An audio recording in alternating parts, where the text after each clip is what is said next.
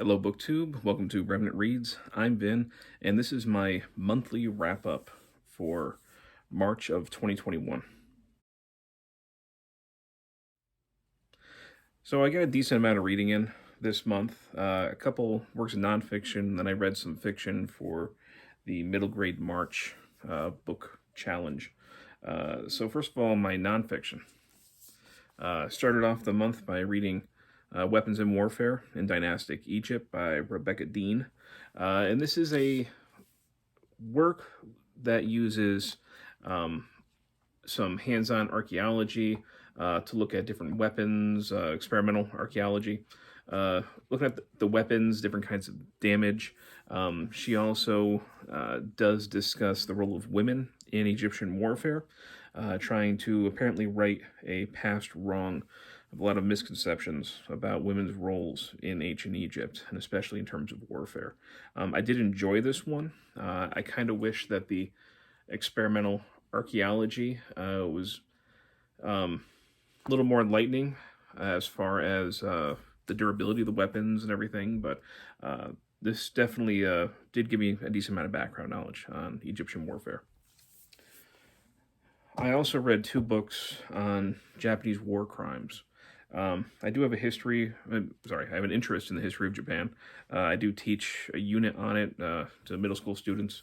And one of the things I really wanted to learn more about and to understand more was the atrocities that happened in Asia in World War II. Of course, knowing full well about what happened in Europe with the Holocaust.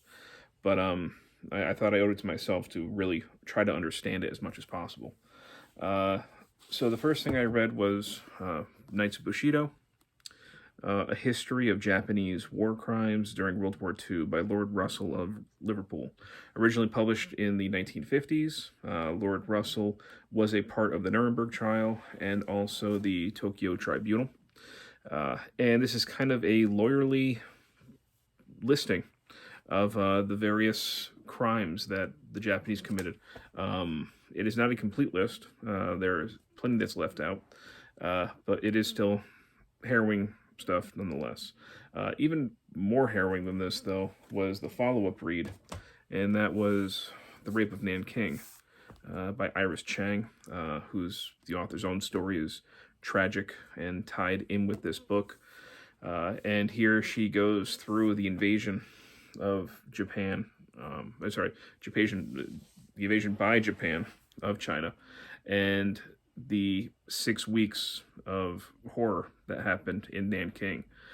She looks at it from the point of view of the Japanese, of the Chinese, of the foreign aid workers and diplomats who were also there, and also at the legacy of this horrible atrocity. And of course, her own untimely death is very much tied into the legacy of here as well. Very well written. Even more, like I said, harrowing than the previous book.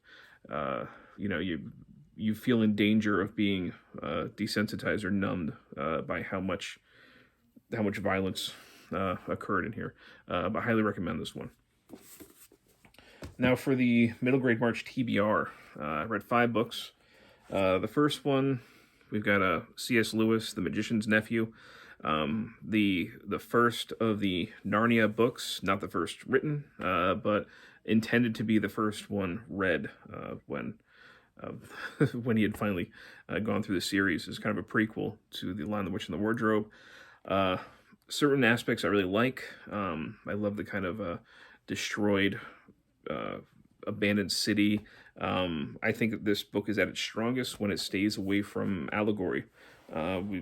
Everybody knows C.S. Lewis uses Christian allegory inside here, and sometimes it gets in the way of the story. But yeah, I'm glad I read it. I don't feel the need to continue on that much with Narnia, especially because I don't find Aslan a very interesting character, unfortunately. And I know I'm supposed to in this, and he's just not for me.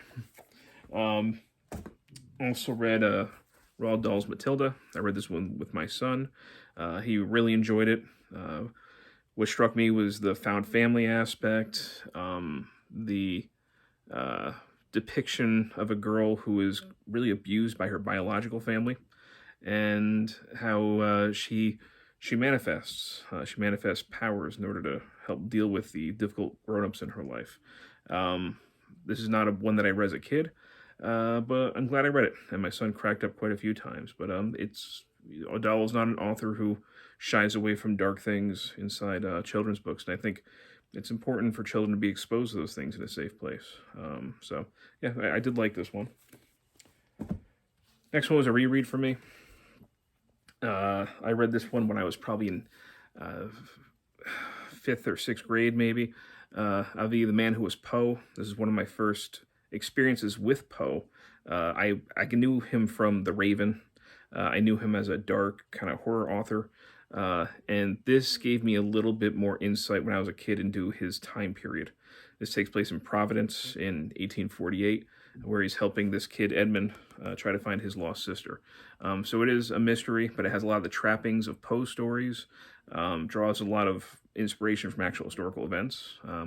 I had said in my my previous videos on this that I think that people who like Poe a lot, like his stories, would probably get more out of this. They'd see what the author is trying to do. But I still enjoyed this as a young person's mystery with some nice Poe Gothic trappings. And I also read J.M. Barrie's Peter Pan. I was pleasantly surprised by this. I didn't really know what to expect. I knew the Disney version. I had watched Hook growing up. I kind of knew the Peter Pan story, but I didn't realize that there's a lot going on inside this book. A lot that you can really explore. It's definitely one that I know if I go back to, I'm going to find more things, find out other things that J.M. Barrie was doing. One of the most surprising things was the character of Peter Pan himself. A fascinating portrayal of this character I think I kind of talked about him as though he was something of a, my computer screen is turned back on, of a kind of like a pagan deity, like a trickster god in some ways. He's sometimes cruel, incredibly cruel, but in other times he's valiant and a hero. But yeah, glad I read this. I really enjoyed it. And I think the same year this was published, 1911, was also maybe the same year, at least right around that time, that The Secret Garden was published by Frances Hodgson Burnett. That name does not flow off the tongue for some reason. And this is one that I had read in 5th grade, and definitely didn't appreciate then. But I really did get a lot out of this. I thought the writing was great. I love the kind of gothic tones in the beginning, and then how it transitions into something more about life and hope and new beginnings. What you nurture will grow, and what is neglected dies. That's kind of seems to be a theme throughout this, but very well written, just a lovely story. So yeah, that's what I read. Not